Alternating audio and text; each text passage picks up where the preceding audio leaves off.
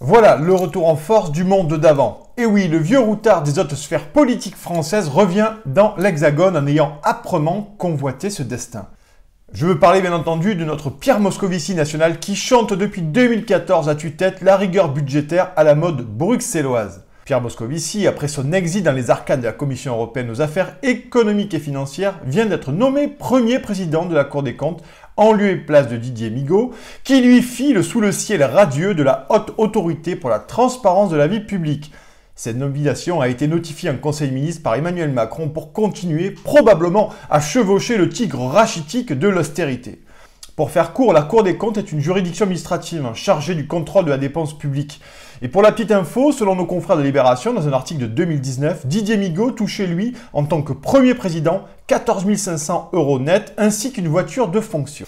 Et ce qui est bien dans ce nouveau monde, c'est que tout continue à être recyclé comme dans l'ancien. En fait, c'est presque plus écolo que le traité de libre-échange du CETA voulu par Emmanuel Macron et ratifié par le Parlement, ou celui signé avec le Vietnam et bien d'autres à venir, on imagine. Et la nomination de Pierre Moscovici est tout sauf une surprise et encore moins une nomination propre à la méritocratie.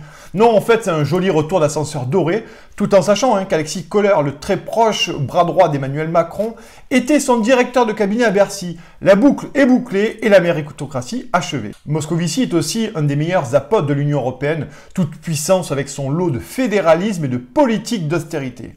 On peut donc lui faire confiance à Pierre Moscovici pour trimballer avec lui ces vieilles casseroles dans lesquelles on fait réchauffer la tambouille néolibérale depuis plusieurs années déjà. Car c'est lui-même qui incarnait à Bruxelles le garde-chiourme des 3% de déficit et qui pouvait tenser, réprimander, engueuler, enguirlander les États membres qui n'y se pliaient pas et leur imposer des réformes d'austérité si ce n'était pas suffisant. Il a d'ailleurs fait part du courroux de Bruxelles pour les largesses de la France au sujet de sa rigueur budgétaire. Mais Pierre Moscovici était là pour remettre les pendules à l'heure.